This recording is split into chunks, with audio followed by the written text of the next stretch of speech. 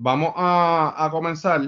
Y antes de comenzar, quiero darle la bienvenida a Yolanda y a Esi, las cuales serán nuestras nuevas integrantes del grupo.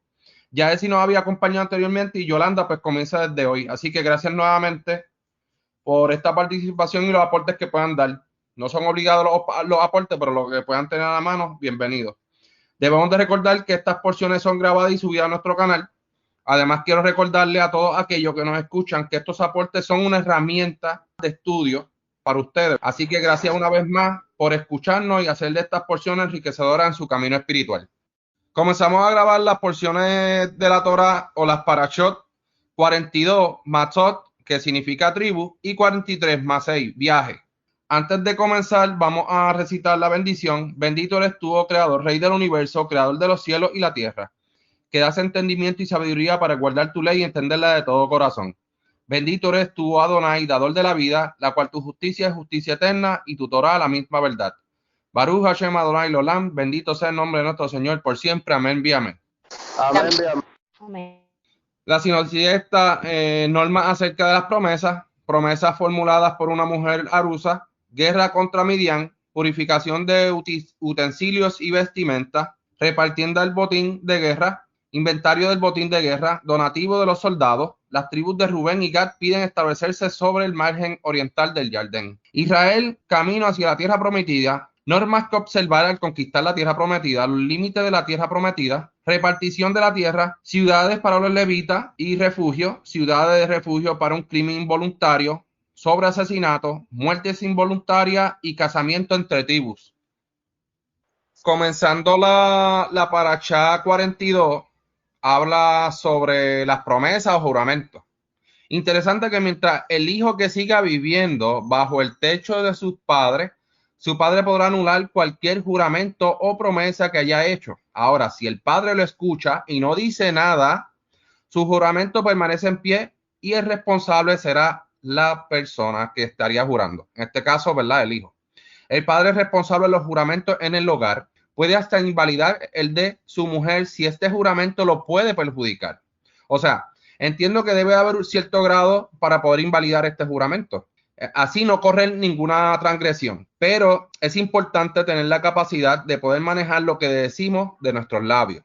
Es decir, si una mujer virtuosa y temerosa del Creador que vive con su esposo no cree que el esposo estuviera anulando toda la juramentación que ella haga de sus labios, más bien él dirá amén. Yo entiendo, ¿verdad? Que si en este caso, si esta mujer es virtuosa y yo sé lo que ella demanda de sus labios, yo no tengo por qué estar anulando.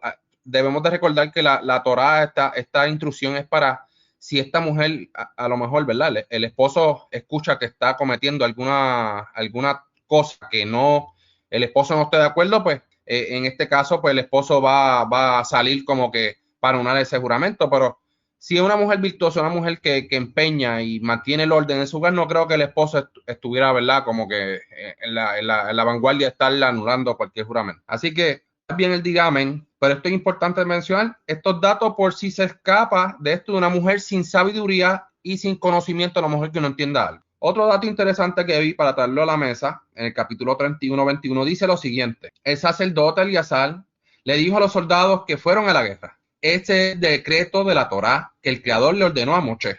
En cuanto a los utensilios, fíjese que cómo comienza este relato. Dice, este es el decreto de la Torá que el Creador le ordenó a Moshe. En cuanto a los utensilios, vamos a ver esto claramente. ¿Realmente necesita otra interpretación de esto? Yo creo que no. La única Torah que existe es esta, lo cual el Creador le ordenó a Moshe que hicieran. Entonces, este mandamiento y esta instrucción está aquí escrita y bien explicada. No cabe decir que otras personas añadieron y buscaron hacer más libros a lo que el Creador mandó. ¿Acaso el Creador nos mandó algo difícil o incompleto de cumplir? Pues no. Dice Cogelet, Eclesiastés 12, del 12 al 14, hijo mío, a más de esto se ha avisado, no hay fin de hacer muchos libros y el mucho estudio es aflicción a la carne. El fin de todo sermón es oído. Teme el Creador y guarda sus mandamientos porque es el todo la felicidad del hombre. Porque el Creador traerá toda obra a juicio, el cual será sobre toda cosa oculta, buena o mala. El que está estudiando muchos libros sobre esto es aflicción hacia nosotros y desviación del camino. Así que es bastante sencillo en seguir la Torá y ponerla por obra y por camino en nuestra luz de nuestros ojos, la cual estamos ahora mismo, ¿verdad?, escudriñando, porque es aquí que está todo y no en otro lado. Todo los mandamientos y toda instrucción ya fue dada y Moshe la escribió. El resto puede ser interesante de estudiar, claro, si le apetece a uno en el corazón, pero como dice el rey Shlomo, dice, porque esto es toda la felicidad del hombre, o sea, básicamente la Torá es toda la felicidad del hombre, o sea, no necesitamos otra felicidad o buscar otro lado, aquí está todo. Por otro lado, es importante entender esto, en el capítulo 31-41, del 41 al 42 dice, Moshe entregó el tributo de la ofrenda del creador al sacerdote Eleazar, tal como el creador le ordenará a Moshe, la mitad que Moshe tomó de los soldados para los israelitas. Cuando se dice que le robamos el diezmo al creador, como lo estipula el libro de Malachi, entre otras cosas que son del creador, esto hace referencia al sacerdote. Debemos de recordar que quienes eran la parte y posesión del creador eran los sacerdotes. Así que es importante poder entender que si usted le falta al sacerdote, es como si le estuviera faltando al creador, porque el creador dio una instrucción que nosotros debíamos de llevar estas cosas al sacerdocio. Es como si le estuviéramos faltando al creador. Así que vemos que el trabajo sacerdotal corre un rol muy importante dentro del colectivo de la nación de Israel. Se sabe que quien está detrás de todo esto, de toda instrucción, es el creador, porque él da las instrucciones para que sigamos y seamos obedientes. Así que esto es una norma de vida. Y aunque el rey fuera ungido con aceite de la unción, porque iba a ser consagrado, este tendría que tener un sacerdote a su lado también, porque todo lo que tuviera que hacer lo tendría que realizar siguiendo los canales de la vía de la Torá y no por su cuenta propia. El rey tenía que preguntarle al sacerdote. Así que estos ejemplos lo vemos en los libros de los escritos y los profetas. Menciono todo esto porque es parte del capítulo que estamos leyendo, así que me fui un poquito más. Seguimos con la ronda con Ilian. Adelante, Ilian. Y gracias. Quería, ¿verdad?, añadir a lo que ya se ha explicado, que el capítulo empieza hablando de los juramentos. Ya creo que hemos aportado mucho sobre ese tema. No se trata de no jurar, se trata de que si vas a jurar en nombre del Creador, tienes que cumplir con con esa palabra. De eso se trata el mandamiento de no tomar el nombre del Creador en vano. Si vas a tomar el nombre del Creador para hacer juramento, tienes que asegurarte de cumplir con ese juramento. Hay muchos ejemplos de las escrituras, vemos de juramento, vemos uno de ellos, el que siempre me trae a la mente, es en Primera de Samuel, cuando Hannah, la madre de Samuel, está pidiendo por un hijo y ella hace un voto, hace un juramento de entregar ese hijo, ¿verdad?, al sacerdote. Y su esposo está de acuerdo con ello, porque si el esposo no hubiera estado de acuerdo con esa decisión, no se hubiera hecho así, y se hizo así. Vemos luego en el capítulo 31, es bien interesante porque habla de la venganza. Sabemos, sabemos que la venganza proviene del Creador, le pertenece al Creador. Nosotros no podemos estar, ¿verdad?, tomando venganza en nuestras manos. Y vemos que aquí el Creador utiliza al pueblo ¿verdad?, para vengarse del pueblo madianita, de los madianitas, de Miriam, perdón, y manda, ¿verdad?, manda a Moshe a que envíe hombres de guerra a pelear contra Miriam. Vemos bien interesante aquí que es bien interesante porque lo mencioné la paracha pasada. Recordemos que anteriormente este pueblo envió mujeres para desviar a los israelitas. Y se leyó el relato de, ¿verdad?, de los dos que fueron traspasados por se me olvidó el nombre, disculpen. Fueron traspasados por Fines, el hijo de Eleazar. Vemos que aquí en la paracha pasada se menciona a una hija, a una hija de un medianita de Sur, que fue la que traspasó Fines. Es bien interesante porque aquí cuando se menciona que ella era hija de Sur, vemos aquí entonces en esta paracha En el capítulo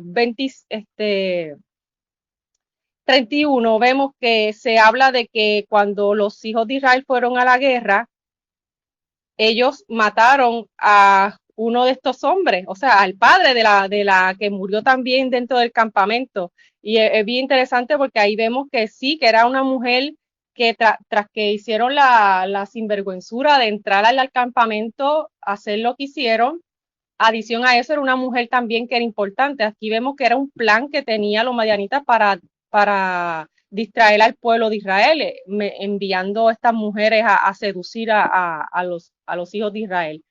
Y es bien interesante ver que aquí se menciona, ¿verdad? Se vuelve a repetir ese nombre, el nombre del padre de Cosbi, la hija de Sur, que fue traspasada por el hijo de Eleazar en el campamento.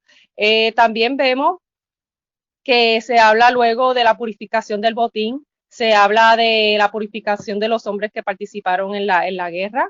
También vemos cómo eh, se habla de este pueblo y hay que recordar que Moshe se casó con una medianita y esta mujer de Moshe era hija de Yetro, sacerdote de Miriam. O sea que este pueblo está bastante involucrado con los hijos ¿verdad? De Israel. Y es también bien interesante cuando Moshe se molesta, cuando ve que los hijos de Israel traen como prisionera, ¿verdad? A las mujeres de Midian, y Moshe le dice, ¿por qué han traído estas mujeres? Había que matarlas, no las traigan para acá, porque estas mujeres fueron las causantes de lo que pasó anteriormente, la plaga que hubo dentro del campamento. Y ahí Moshe entonces pues le da las instrucciones de matar a las que ya conocían mujer o conocían hombres, y las mujeres menores o que no habían conocido hombre, pues a esas se le iba a dar ese tiempo de verdad de llorar su luto, purificarse para entonces poder estar dentro de verdad de lo que era el pueblo. Y nada, por ahora eso es lo que puedo añadir. Podemos seguir con la ronda, gracias. Gracias, Ilian, por el aporte. Seguimos con la ronda con Minerva. Adelante, Minerva. Pues bueno, esta paracha que es bastante larga, yo me enfoqué un poco más en la segunda mitad de la paracha, que es luego de Matot, la Masei. Primeramente porque una de mis parachas favoritas y en una ocasión yo hice hasta un tipo de tesis, un tipo de estudio en esta paracha Masei. Que habla de los viajes. Estoy hablando en el capítulo 33, sé que me he adelantado un poquito, pero me enfoqué un poco más en este capítulo 33 de los viajes, el éxodo hasta la muerte de Aarón. Y me gusta mucho esta paracha porque trastoca niveles bien altos de conciencia, o sea, de dónde salimos, desde el éxodo, desde el principio, desde donde el Creador nos ha sacado. Y entonces, como Él le ordena a Moshe, si ven en el versículo 1, dice, estos son los viajes de los israelitas, quienes habían salido de Egipto en grupos organizados. Vuelve y nos recuerda, nos reitera, mira que salieron de Egipto en grupos organizados, bajo el liderazgo de Moshe y Aarón. Dice en el versículo 2 que Moshe registró las paradas. O sea, era tan importante que registrara estas paradas, estos viajes, que cosas que habían ocurrido, cosas que habían cambiado las vidas, cosas que el mismo Creador había producido para el cambio para esta nación. A lo largo del camino, por orden del Creador. Estas fueron las paradas a lo largo del camino. Y se empieza a recontar cada parada y lo que ocurre en cada una de ellas. Son un total de 42 paradas. Bien interesante. Primero comienza desde cuando ellos salen, desde el momento en que ellos salen de Egipto y dónde acampan y lo que ocurre en cada parada. Entonces, lo que me llama mucho la atención realmente es como que está recontando un tipo de redención. ¿Qué representa cada campamento? ¿Qué representa cada...? Es como ellos se detuvieron, en unos fueron agradables, otros fueron menos agradables, unos fueron muy largos, otros fueron muy cortos, pero cuando la nube subía, ellos partían. O sea, aquí nos está dando la importancia de cada sitio, de cómo el mismo creador fue dirigiendo este pueblo bajo la ordenanza y el mandato de Moshe y Aarón. Entonces, ¿cómo aplicamos esto a nuestra vida? Realmente nuestra vida es un peregrinaje. Nosotros no vivimos por el azar, no vivimos por casualidad. Yo creo que cuando nosotros estamos alineados con el Creador y tenemos la conciencia de que Él está con nosotros y nos dirige, yo creo que todo está divinamente orquestado para llevarnos hacia una redención final. Pues nada, esto es lo que quería aportar. Luego tengo otros aportes, pero para no seguir consumiendo el tiempo. Gracias. Gracias, Minerva, por el aporte. De hecho, sí, hay un registro de cada parada, de lo que hizo Moshe, de las cosas que pasaron. Todos esos relatos están ahí y es bien interesante ese registro porque el registro nos da a entender qué fue lo que pasó en cada situación, en cada evento. Así que yo creo que estas partes son bien importantes poderlas comprender y gracias por ese aporte. Seguimos con la ronda con Pavel. Adelante, Pavel. Sí, Shalom, gracias, mis hermanos. ¿Se me escucha bien? Sí, fuerte y claro, Pavel.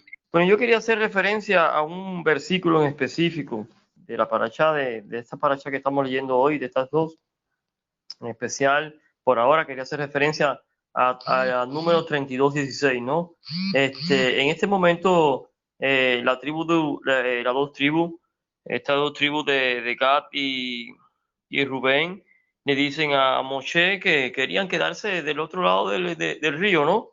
Y entonces le dicen, edificaremos aquí rediles de ovinos para nuestro ganado y ciudades para nuestros hijos. Bueno, esto se ve mucho en la actualidad. Aquí hay comentarios que dicen que ellos se preocuparon mucho más por el trabajo que por los hijos. Cuando mencionan lo primero que menciona, generalmente en tu jerarquía, en la jerarquía motivacional de cada persona, cuando tú haces una lista de las cosas que quieres, generalmente pones en primer lugar lo que más desearía, no lo pones en último. Es una cosa, un factor psicológico, ¿no? En este caso, el versículo 32:16 habla claro de que ellos pusieron primero al trabajo. Entonces, mucha gente hoy en día, muchos estudiosos lo pueden juzgar, ¿no? Lo pueden juzgar a ellos por esta preocupación mucho más por el trabajo que por los hijos. Pero realmente hoy en día nos pasa lo mismo a nosotros. ¿En qué sentido? En el sentido de que llegamos a veces del trabajo y estamos en la mesa, estamos reunidos, ya estamos con nuestros familiares, con nuestros hijos, y nos suena el teléfono y prendemos el teléfono y empezamos a responder. Generalmente pueden ser cosas de trabajo, depende del tipo de persona que sea, del cargo que pueda tener de laboral en la vida, ¿no? Pero se preocupan mucho más de pasar ese momento. En vez de pasar ese momento con sus hijos, con su esposa, con su familia, se dedican mucho más tiempo después que llegan a casa, después de 8 horas de trabajo, aún a seguir trabajando.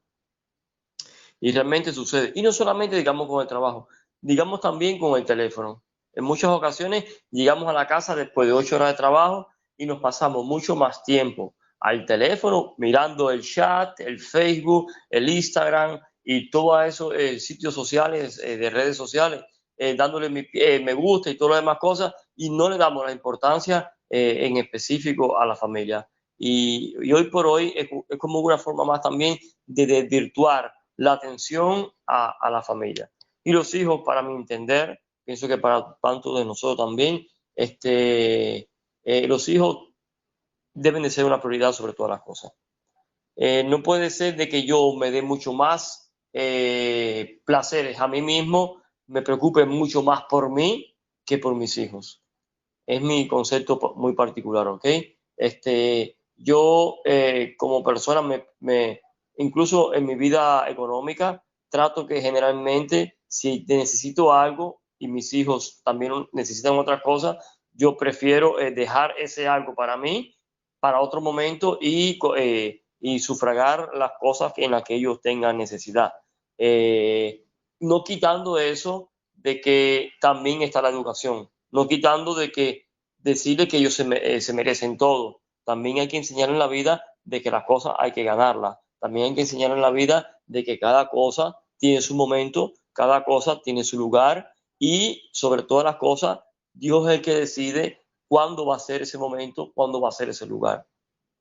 Que, no, como decía, no quita nada. No es tener al hijo en un pedestal, sin cuando hay que corregirlo, se corrige, cuando hay que darle, lo digo literalmente así, no sé si sus nalgaditas vaya o gritarle en un momento determinado, o regañarlo en un momento determinado, hay que hacerlo porque es parte de la educación. Me recuerdo de un libro que leí en un momento determinado que decía, tu vara y tu callado me infundirán aliento. Y decía que la vara era para golpear en ese momento a la oveja, ¿no? Que se estaba descarriando un poco. Y el callado era para rescatarla en el momento que estaba en peligro, ¿no? Entonces, como que este libro trataba acerca de la educación de los hijos. Es un libro, de hecho, desde el punto de vista rabínico, pero no quita las cualidades que tiene educativas. Y quería hacer referencia a esto, ¿no? A esta frase de Rubén y de Gad, de las tribus, ¿no? Que mencionaban sobre todo en primer lugar a los hijos, ¿no? A los hijos, no disculpen, al trabajo. Y también sabemos que tuvieron que hacer todo un diálogo de lo más hermoso realmente, Moshe con ellos, que si querían quedarse ahí tenían que mandar hombres, a todos los hombres que tenían edad de guerra, en edad de pelea, de combate, tenían que ir a combatir, si no tenían nada. Realmente es como decir, una buena negociación hicieron ahí, en este caso, intermediario, Moshe con ellos, ¿no? Y todos sabemos que venía de parte de Dios la negociación. Que es lo que quería decir hasta ahora. Gracias. Gracias, Pavel, por el aporte. De hecho, claro, Moche primero le dijo, mira lo que ha pasado, mira hasta dónde el Creador nos ha llevado. Y cuando ellos dijeron, no, tranquilo, si lo que vamos a dejar y nosotros vamos. Entonces Moche como que le dijo, está bien, o sea, todo, si hacen así, entonces no van a tener culpa ante el Creador ni ante Israel. O sea que Israel después no lo iba a poder juzgar, como que tú no fuiste con nosotros. Así que gracias por esa reflexión, algo importante traerla a la mesa. Seguimos con la ronda con Yolanda. Adelante, Yolanda. Sí, shalom a todos los que nos escuchan. Una de las cosas que me llamó mucho la atención fue en cuanto a la ley de los votos, y aunque se ha mencionado un poco al respecto, sí quería traer algunos argumentos de la propia escritura que me llamaron mucho la atención con respecto a esto. Como estuvimos ya mencionando en Devarim o Deuteronomio 6:13, la escritura nos enseña que a Adonai, a nuestro creador, tu Elohim temerás y a él solo servirás y por su nombre jurarás. Es decir, que la escritura, la propia Torah, nos enseña la manera en que debemos hacer nuestros juramentos, y los juramentos están relacionados, como bien dice este verso, con el nombre de nuestro Señor y también con el temor acerca de él. Y es por eso que también nos dicen que no, en Éxodo o Shemot, que no debemos tomar el nombre de Adonai nuestro Dios en vano, porque él no dará por inocente al que tome su nombre en vano. Y esto nos está advirtiendo de que debemos ser muy cuidadosos a la hora de cuando nosotros vamos a hacer un voto que está relacionado con el nombre de nuestro creador. Debemos entender que la escritura nos enseña que no dará por inocente, es decir, que debemos hacer los votos siempre con cuidado y teniendo en cuenta de que es algo serio.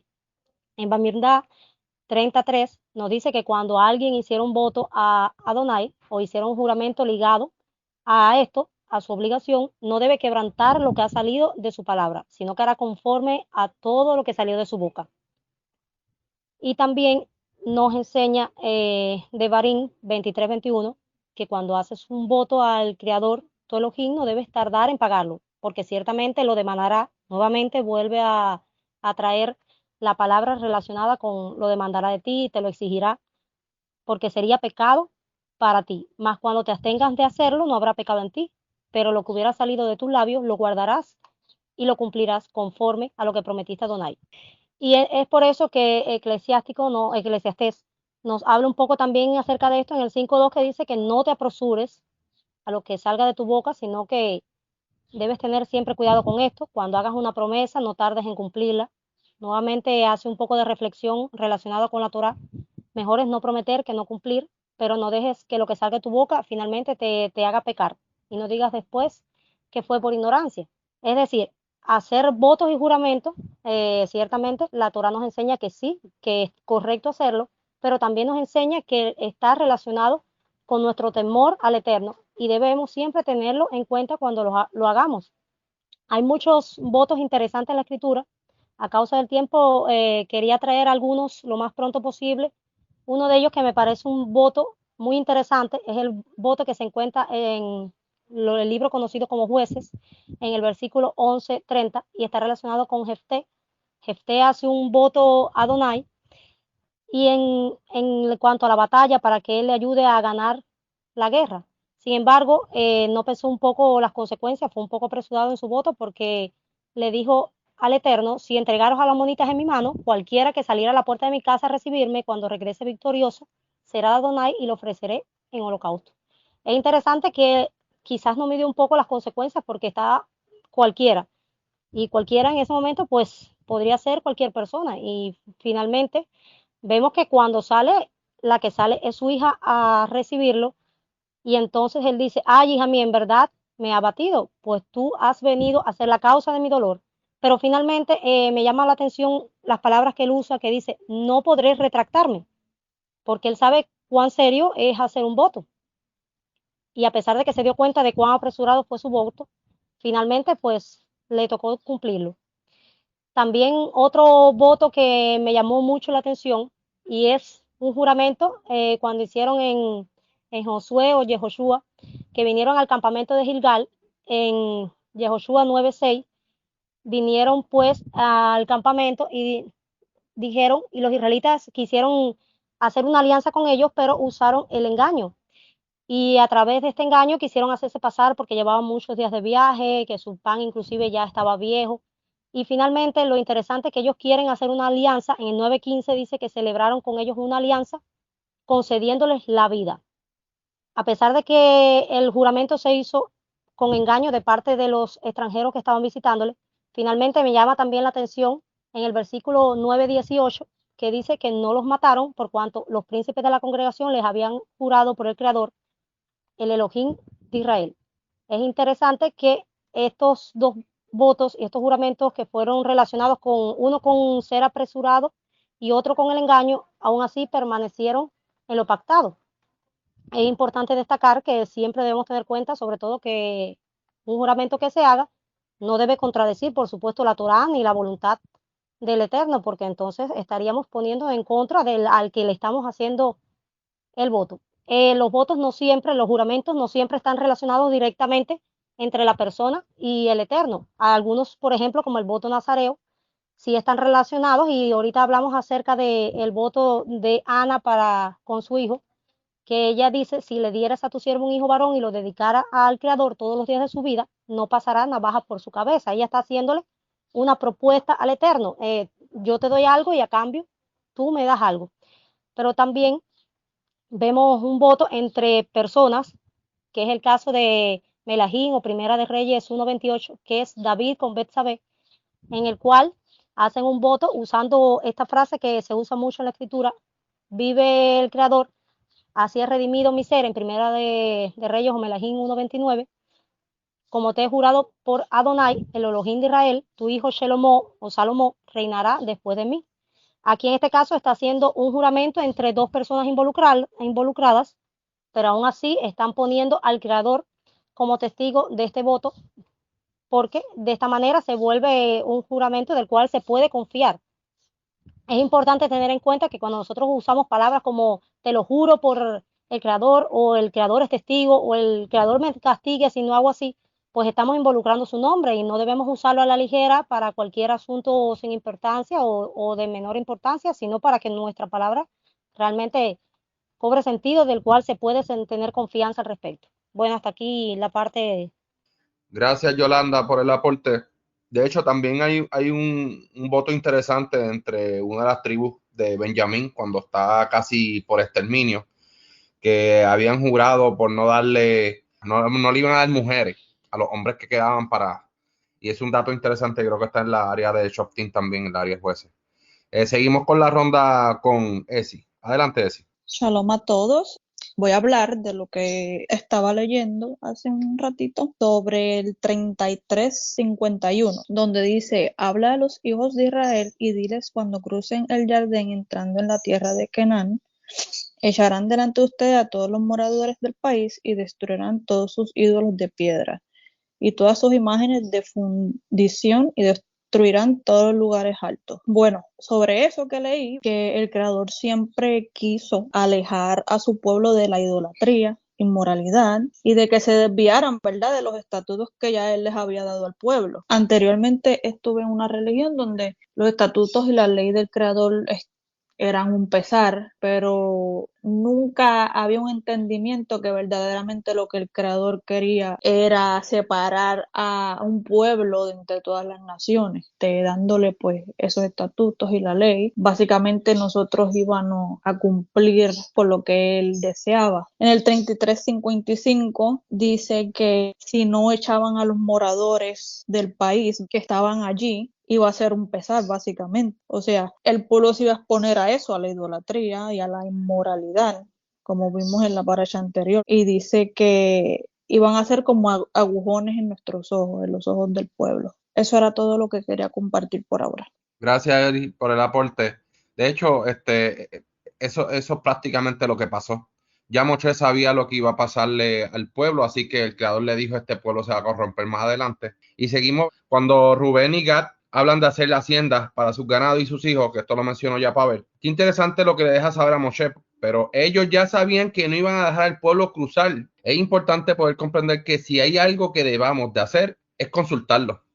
Consultarle esta idea si le parece bien. Y eso fue lo que hizo Rubén y Gad. Así que consultaron y esto fue de agrado a Moshe. Pero Moshe al principio me imagino se quedó como que esto que van a hacer ustedes, o sea, que ustedes. Pero cuando le contaron que, ¿verdad? Porque él dijo: si hemos sido de agrado delante de ti también, pues esto y esto y esto. Y a Moshe después le pareció fantástico. Así que el Creador también, por otro lado, no depende de la muchedumbre para dar la victoria a un pueblo, sino de la obediencia. Y esto lo podemos ver en el caso de la persona que hizo un voto por apresurado, que esto lo mencionó Yolanda, y tuvo que dar a su hija virgen al sacerdote. Esta fue la que lloró su virginidad. El relato de Shoftim 7, los 300 varones que derrotaron a ejércitos poderosos, porque no era un ejército, eran ejércitos poderosos que se habían unido para estar contra Israel. Así que estos 300 varones, Shoftim, esto ya yo lo había mencionado anteriormente, pero relata que el Creador no necesita una muchedumbre para derrotar. Así que no dependía tampoco como de la tribu de Rubén y Gad para dar una victoria, sino que era un pueblo unido, que debía de permanecer unido hasta destruir a esos moradores de la tierra. El Creador da la victoria y del Creador es la victoria. Traigo este relato porque no depende de la tribu de Gad o de Rubén, como bien se menciona en el principio. Así que depende más de un pueblo y del juramento. Y estos ejemplos que vemos es de una participación colectiva y muy importante para las promesas y el bienestar común. Vemos que en el capítulo 33, como Moshe todo lo está escribiendo. Bueno, al menos, ¿verdad? Es lo que relata estos registros, que ya Minerva lo había comentado anteriormente. Estos registros nos siguen ayudando a entender esto, como se menciona en el libro de Esdras y Nehemías. Ellos sin duda también estaban leyendo lo que Moshe había escrito.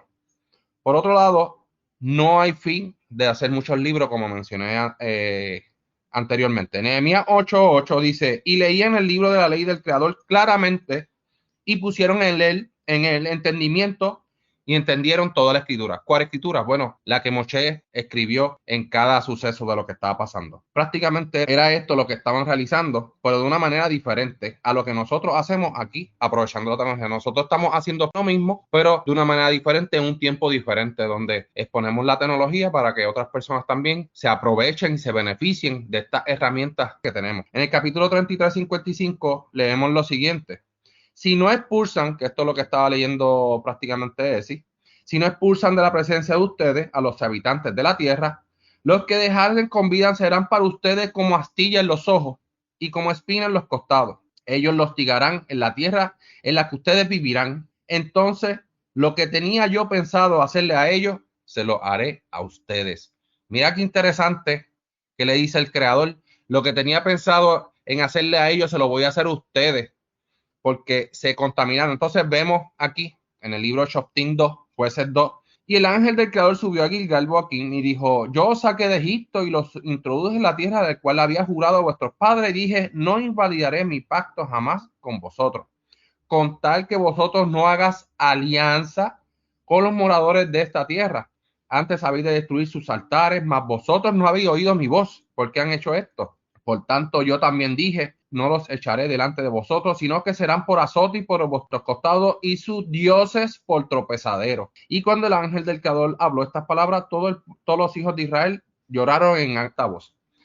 Vemos que Israel hizo alianza con estos moradores. Entonces, ¿dejaron la instrucción que ya el Creador les había dado?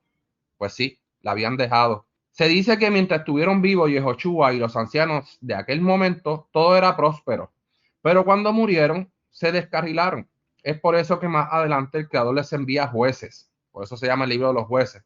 Para librar a Israel de lo que no hizo desde en aquel entonces. ¿Qué es lo que tenía que haber hecho Israel? Liberar, sacar, expulsar a esos moradores. Y no hacer alianza. ¿Y qué se supone que hiciera este libertador? Llevarlo a la Torá. Claro, se llaman libertadores, pero es alguien a quien el Creador escoge para juzgar los malos caminos que Israel ha hecho y hacer volverlos a la Torá. Este era el trabajo de esta persona. Así que es importante seguir esta norma, porque de no seguirla habrá una terrible consecuencia, y que, claro, les habló el Creador directamente a ellos para esta instrucción ponerla por obra. No hagan alianza con estas personas. Bien claro. Hoy en día podemos poner en práctica más o menos esto, ¿verdad? No hacer alianza con estas personas. ¿Por qué? Bueno, aunque muchos de nosotros está claro, pero el hacer alianza o en participar también de las cosas de las naciones nos pueden a nosotros poner en riesgo de violentar alguna instrucción que el Creador nos dio a nosotros como pueblo. Así que ya el Creador había escudriñado el corazón de los hijos de Israel. Es por eso que Moshe sabía que se iban a corromper. Y eso que era la generación próxima de los que murieron en el desierto. O sea, estamos hablando de los niños, de los menores de 20 años. Esto les pasó a los menores de 20 años. O sea, se corrompieron. ¿Por qué? Porque tal vez vieron la conducta de sus padres, que era una terquedad. Y yo creo que aquí pesa mucho también la conducta aprendida, esta visual, la que uno ve diario. Así que Israel necesita de una cabeza para seguir, y fue por eso mismo que más adelante en el relato de Shemuel, el Creador le dice a Shemuel, ¿sabes qué? Tranquilo, dale lo que te están pidiendo. No te han desechado a ti, me han desechado a mí para que yo no sea rey sobre ellos. O sea, para mí esto, a mí se me paran los pelos. A mí se me paran los pelos porque yo digo, rayo, el pueblo no desechó a Samuel, desechó al Creador. O sea, vemos como el pueblo necesita una cabeza, necesita alguien que los lidere. Y yo creo que esta parte es bien importante entenderla, porque nosotros estando en el exilio, ¿qué cabeza vamos a seguir? No. Nosotros tenemos que buscar al Creador con todo nuestro corazón, con toda nuestra alma y con toda nuestra fuerza. Así que yo creo que estas porciones, ¿verdad? Estas dinámicas, yo creo que le van a hacer de provecho a toda esta gente que nos está escuchando. Seguimos con la ronda con Ilian. Adelante, Ilian. Y gracias. Bueno, quería seguir con el capítulo 32. Ya lo han mencionado varias veces, pero quería añadir a que yo creo que los gadiaditas y los rubenitas, cuando fueron donde Moshe a pedir por, ¿verdad? Por quedarse en esa área, yo creo que ellos vieron ¿verdad? En ese territorio vieron una conveniencia y una conformidad. una conveniencia por lo del ganado y conformidad de conformarse con ese territorio y no llegar hasta donde el Creador les había prometido que les iba a entregar, ¿verdad? La tierra que le iba a entregar. Y es por eso que Moshe se hace esa pregunta, como que, ¿qué están haciendo ustedes? Porque ustedes se están conformando con esto, si ustedes no han llegado hasta donde el Creador nos ha prometido.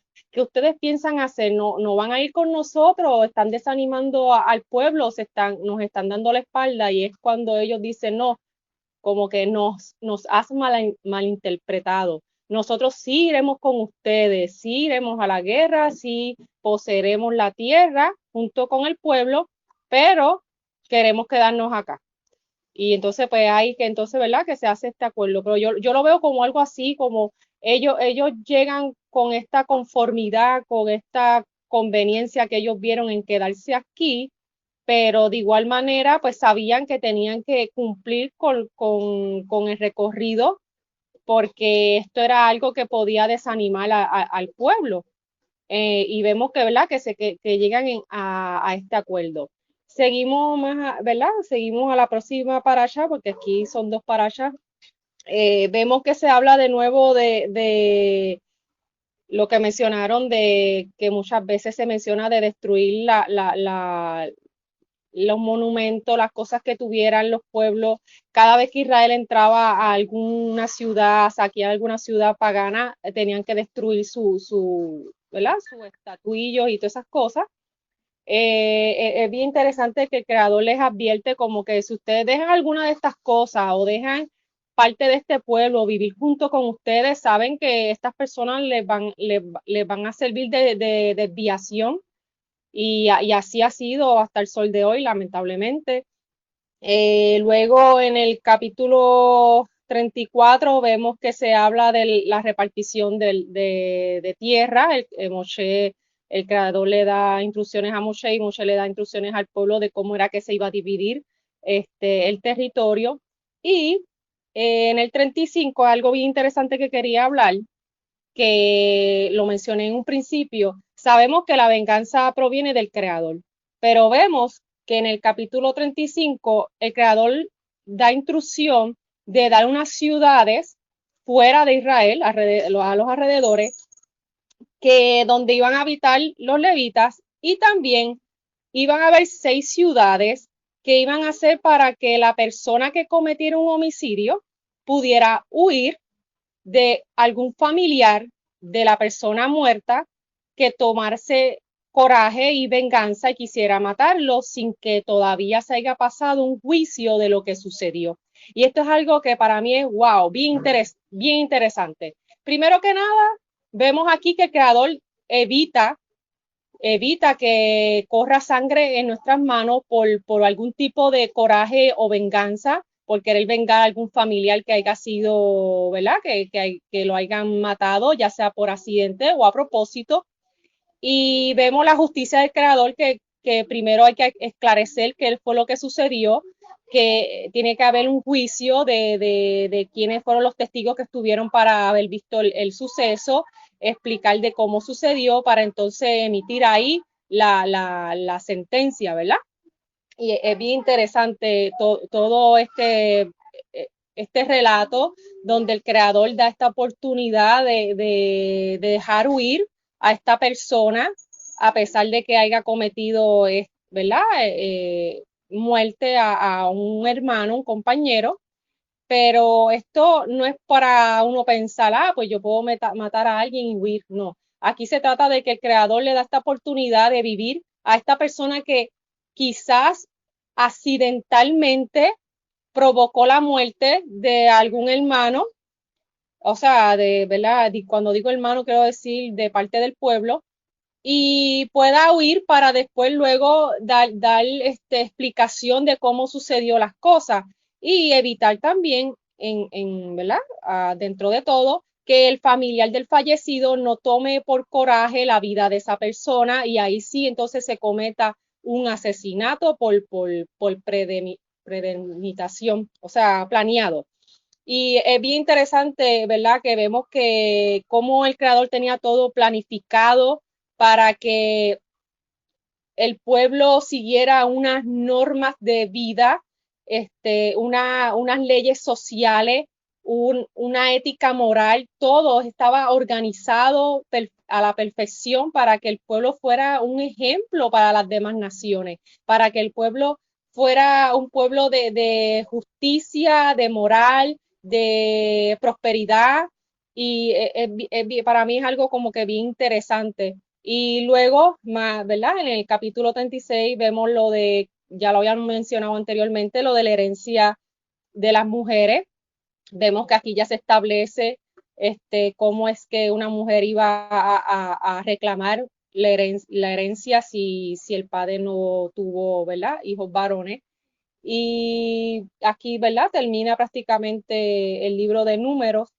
Es- es- este libro, estas dos parashas tienen un contenido súper enriquecedor, y creo que, ¿verdad?, que todos hemos aportado cosas muy importantes, y hasta aquí mi intervención. Gracias.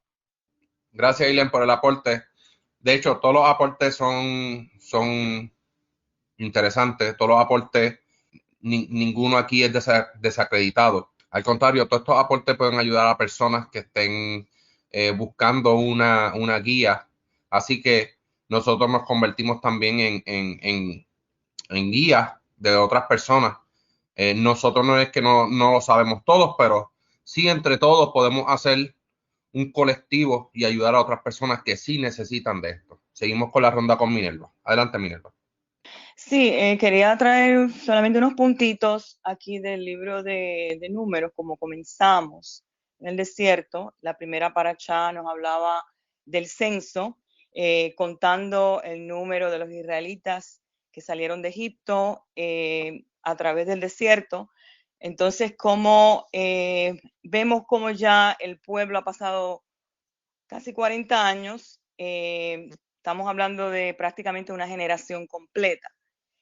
A través de ese desierto, con todas las cosas que pasaron, los pros, los contras, la desobediencia, pero vemos cómo se está formando esta dinámica. Cuando yo hablo de pacto, es un pacto tanto del pueblo hacia el creador como del creador hacia el pueblo. Tuvo que pasar esta generación para que esta dinámica se pudiese entender y pasar a las otras generaciones. Entonces, lo importante es que se está estableciendo un pueblo tanto con valores espirituales como valores que se van adquiriendo para procesarlos en la tierra, modelos de gobierno, modelos de educación, modelos de matrimonio, cómo vamos a aplicar las leyes al que asesina, todo esto. Entonces, incluso vemos cómo cada peregrinaje de ellos o cada campamento es tan importante y tan sagrado, porque es como un retrato de la etapa en que vivió el pueblo en ese momento, hasta llegar quizás a los 40 años, y vemos cuando entonces ese pueblo pasa por el desierto y vemos ya un Aarón que está listo para partir. Vemos cómo ya Aarón cumple su propósito y cómo se establecen los viajes finales luego que se establece la muerte de Aarón. Se establecen entonces cuáles son los viajes finales con los sitios como el Kadesh, habla de la montaña de Or, muy importante. Entonces, para ellos entonces ocupar la tierra. Entonces vemos un sistema de un gobierno, yo diría, teocrático, en que el pueblo ya está captando en su conciencia quién es el creador, quién es el que ha hecho pacto con nosotros y quiénes somos nosotros como pueblo, cuáles son nuestros líderes, cuáles son nuestros valores. Entonces, cómo vivir esa vida espiritual tanto como aplicar esas leyes en la tierra.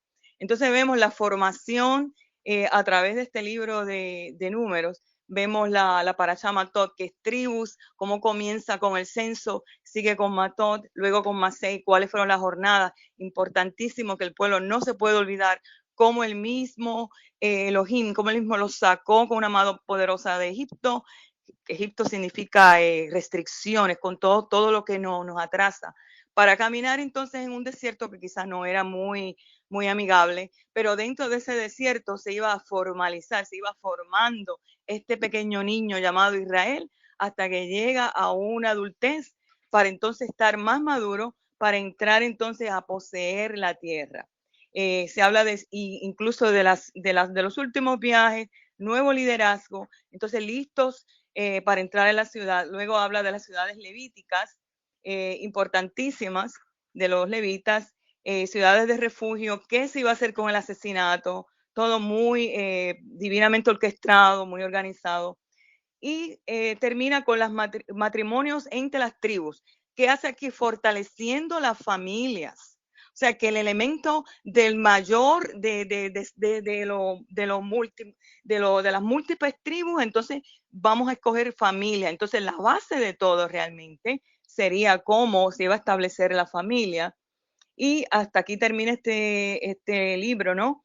Y pues me parece la entrada del libro de Números con la salida muy congruente, muy paralelo a lo que el destino que quería el creador para su pueblo. Gracias, eso es lo que quería aportar. Gracias, Minerva, por el aporte. De hecho, cuando se lee también en el libro de Nehemías lo que está sucediendo, que todas las palabras, ¿verdad?, que estaba leyendo Esdras, el pueblo estaba llorando por todo lo que había pasado. Todos esos puntos importantes, claro, no se pueden olvidar. Eso es algo que se tiene que repetir todo el tiempo, todos los años, para que el pueblo vea y no se olvide de que el Creador con su brazo extendido nos libró, nos sacó y todas las cosas que pasaron realmente son para reflexionar, realmente llorar por todo lo que ha pasado. Y no tan solo eso, sino donde el Creador nos ha llevado a nosotros, porque nos liberó de una esclavitud para darnos una tierra. Y mira todo lo que pasó. Claro, eso es algo realmente es bonito y a la misma vez como triste. Seguimos con la ronda con Pavel. Adelante, Pavel. Sí, gracias. Bueno, realmente tocamos aquí de nuevo la ley de las herencias, ¿no? Herencias, de ser herederos, ¿no? Ya lo habíamos visto en algunas parashas anteriores y hoy de nuevo se llega a tocar. Es válido destacar que tantas naciones del mundo, ¿cómo decir? Han tomado de estas leyes, han tomado cosas, ¿no? Hoy por hoy se ha enriquecido mucho más lo que es la ley de sucesión, la ley de herederos. Hoy se ha enriquecido más porque al pasar los años, ¿cómo decir? Nuevas dinámicas surgen y de hecho hay que actualizarlas, las leyes se actualizan.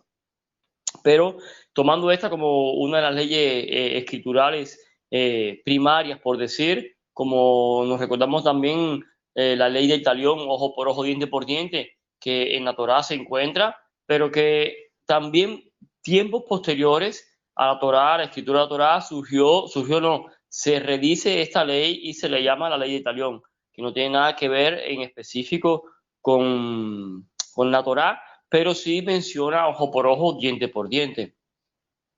Y con esto estoy diciendo que muchas leyes en la actualidad se basan sobre estas leyes toraicas, ¿no? Incluso he oído decir en internet de que Rusia quiere poner las leyes, la Biblia, la Torá, lo que ellos llaman Biblia, a todo el compendio de los libros, lo que hoy llamamos Tanakh, e incluso también incluirá, me imagino yo, el Nuevo Testamento. La quieren poner dentro de sus estudios en las escuelas. En un momento determinado de la historia, si mal no me recuerdo o si no me equivoco al haber estudiado, Estados Unidos la había quitado y la quiere instaurar de nuevo o la puso de nuevo a estudiar la Torá. Eso trae consigo que muchas, ¿cómo decir? Muchos fundamentos, muchas actitudes, muchas virtudes toraicas se inculquen a los niños desde temprana edad y así puedan crecer con esa sabiduría toraica. Incluso hay un mandamiento no, dicen, sí, mandamiento, instruye tu Torá a tu niño, a tus hijos desde la niñez y aun cuando sea grande no se apartará de ellos, ¿no? De los mandamientos de la Torá. Y es una cosa que es importante. Sí, es lógico. Quizás en muchos de todos estos países, incluso en el propio Israel hoy por hoy, muchos fundamentos vienen con fundamentos católicos, ¿no? Que es una de las religiones que más de hecho, que más dominan en el mundo, en el sentido, en cuanto no dominio de poder, aunque también de poder podemos decirlo, porque sabemos que la Iglesia Católica tiene un poder político y económico a nivel mundial, pero sí es ¿cómo decir? Los estudian desde ese punto de vista. De hecho, aquí en Italia, la mayoría de los niños, una de las clases es catolicismo. De hecho, mis hijos deben de venir ahora, mis hijos y la madre de mis hijos, mi esposa, deben de venir ahora y empezar las escuelas aquí. Y una de las condiciones que te dicen, ¿tú quieres catolicismo? Yo le dije, no, nosotros somos hebreos. No, porque no somos hebreos. Pero lo que quería recalcar con respecto a eso es que de una manera u otra siempre aprenden algo toraico, que en un momento determinado de la vida ellos puedan decidir qué hacer o no hacer, si seguir una religión católica o una religión hebrea o cualquier otro tipo de manera de ver la vida. Son problemas personales de los padres y de ellos no, pero sí que es bueno que de una manera u otra estudien la Torá. De una manera u otra estudian la Torá. Y eso, aunque uno diga, sí, lo hace de la perspectiva católica, no importa. Yo empecé de una iglesia cristiana. Yo empecé incluso, hoy estoy aquí y agradezco al Eterno porque tenía una que yo le decía abuelita María, que se llamaba María, falleció hace muchos años, pero era católica y ella me había regalado una Biblia. Ella me había regalado lo que llamamos Biblia, o se llama, la Biblia es la versión Dios habla hoy, y esa Biblia yo incluso la tuve hasta no hace muchos años, y yo era un muchacho cuando fue entonces, y en un momento determinado me dediqué a leer lo que era todo el Antiguo Testamento, el Nuevo, no, el Antiguo Testamento, y gracias a esa influencia de una manera u otra de esa señora en mi vida, nunca fui católico, realmente nunca fui católico, pero sí empecé en una iglesia cristiana metodista y hoy por hoy estoy aquí. Hoy por hoy estoy aquí, realmente he pasado varias etapas cristiano, judío mesiánico, el mesianismo, y después una revolución interna en mi mente que me conllevó a lo que es el caraísmo, ¿no? Pero lo importante es que siempre hay una base que fue infundada por alguien en ese momento. Hablo de ser humano, ¿ok? Sabemos que Dios tiene el control de todas las cosas. Y lo que quería decir es que aunque sea de una denominación, aunque sea de una enseñanza u otra, siempre el propósito de Dios se cumple. Y en la educación de nuestros hijos, que hago recalco con respecto a eso de nuevo, es importante que desde aún desde pequeños ellos aprendan a mirar cuáles son los mandamientos que le corresponde a cada uno. Sobre todo, que aprendan de corazón y no por obligación. Es una cosa que quería decir, porque en muchas ocasiones a los niños se les quiere inculcar obligatoriamente que deben de estudiar. No digo que no, porque si de una manera u otra no lo quieren hacer, hay que hacerlo con respecto a lo que es Torah. Pero que siempre vean que la parte del amor y la rigurosidad están de la mano. Es decir, estudia con amor, estudia por amor, pero también recuerde que cada cosa tiene su consecuencia. Cada pecado tiene su consecuencia. Cada mal paso trae consigo otro mal paso. Y es una cosa que tenemos que enseñarle desde pequeño a nuestros hijos. Es lo que quería decir hasta aquí. Gracias. Gracias, Pavel, por el aporte. Muy buen aporte, muy buena reflexión. Seguimos con la ronda con Yolanda. Adelante, Yolanda. Sí, otra cosa que me llamaba mucho la atención de las dos parashot de esta semana era relacionado acerca de qué llevó al pueblo a terminar en esta situación.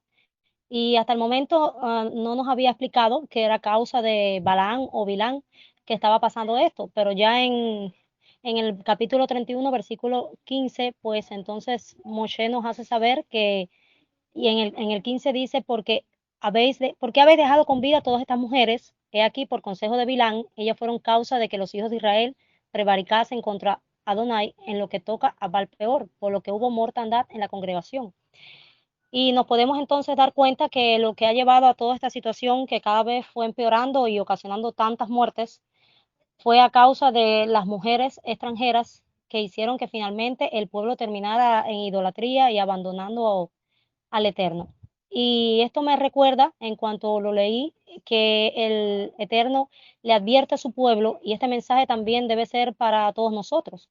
Muchos ya estamos casados, pero otros están buscando pareja y a veces la persona se desespera o quizás no encuentra a alguien que tenga la misma forma de pensar o que viva de acuerdo a la Torah, pero debemos siempre recordar que el Eterno y su sabiduría nos deja un consejo en Devarim 7:3 y nos dice así: no te emparentarás con ellas, hablando de las mujeres extranjeras, y se lee un poco más arriba, no darás tu hija a su hijo, ni tomarás a su hija para tu hijo, porque desviarán a tu hijo en pos de mí y servirán a dioses ajenos, y el furor de Adonai se encenderá sobre vosotros y te destruirá pronto.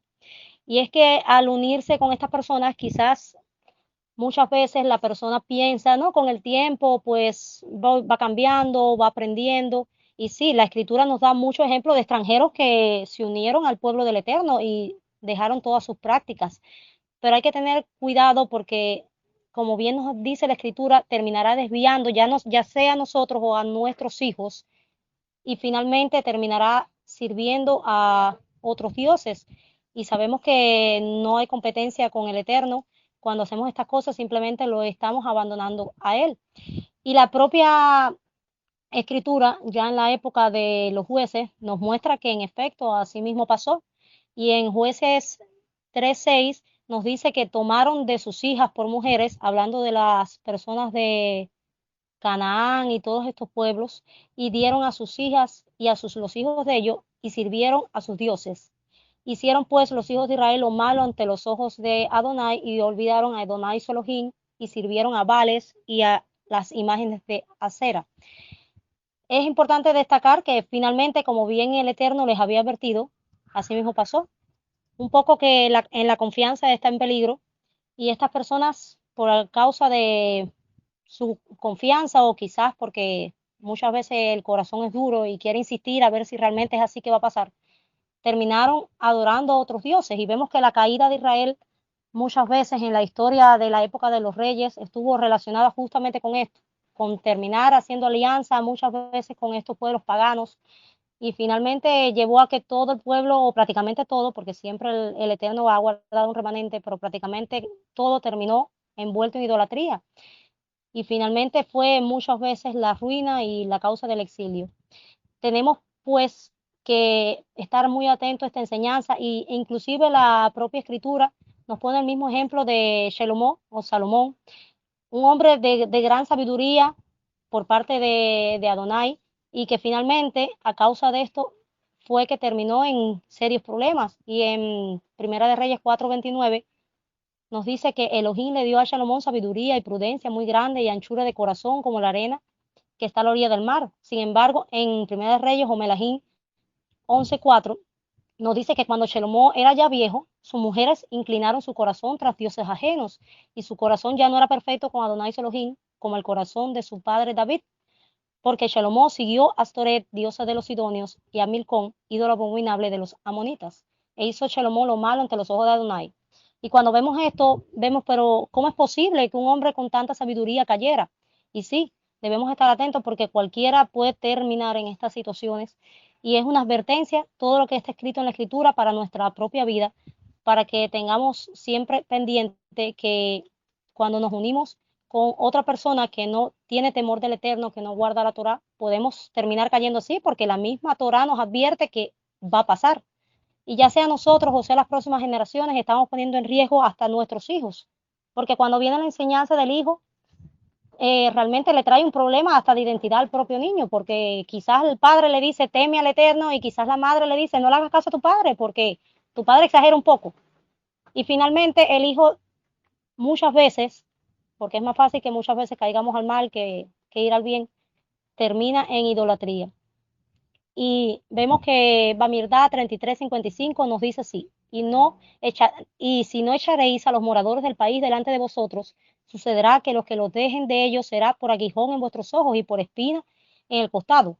Y finalmente es así. No solo la pareja, también debemos tener cuidado de esa persona con la que todo el tiempo compartimos, porque ciertamente cuando empezamos a hablar mucho o a hacer amistades con personas que todo el tiempo están en prácticas que no tienen que ver con el temor al eterno, estas conversaciones constantes van cambiando nuestro corazón y poco a poco nos vamos alejando, a veces sin darnos cuenta, y a veces digo, no, no pasa nada, pero al otro día vuelve a pasar y al otro día, y finalmente fue lo que le pasó al pueblo de Israel. Quizás el mismo día no terminaron yendo allí a donde estaban los extranjeros, pero en vez de eliminarlos, de apartarse de todas estas prácticas, nos muestra el libro de Tejilín, los salmos en el Salmo 106:34, que no destruyeron a los pueblos que Adonai les dijo, antes terminaron mezclándose con las naciones y obrando, aprendieron sus obras y terminaron sirviendo a sus ídolos, los cuales finalmente fueron la ruina. Y todo lo que está escrito en la escritura, pues nos sirve también a nosotros, porque es la realidad, por cuanto dijo Chelomón, que todo lo que pasa en esta tierra vuelve a repetirse, y todo esto es para nosotros, para que podamos también estar atentos a las cosas que hacemos y a no confiarnos en nuestra propia sabiduría, como nos enseña las escrituras, sino que temamos al Eterno y sigamos su consejo, porque su sabiduría es superior a nuestra sabiduría. Bueno, hasta aquí la parte relacionada con las malas compañías. Gracias, Yolanda, por el aporte. De hecho, y bien importante, hagan sisit, porque los sisit nos ayudan a no ir tras los deseos de nuestro corazón, y sí, bajo los deseos y los caminos del Creador. Así que los sisit son para eso mismo, para no ir en pos de nuestro corazón y prostituirnos, sí, que esos sisit nos ayudarán a recordar las palabras de la Torah. Y interesante traerle ese dato. Y gracias, Yolanda, por el aporte. Seguimos con Esi. Adelante, Esi.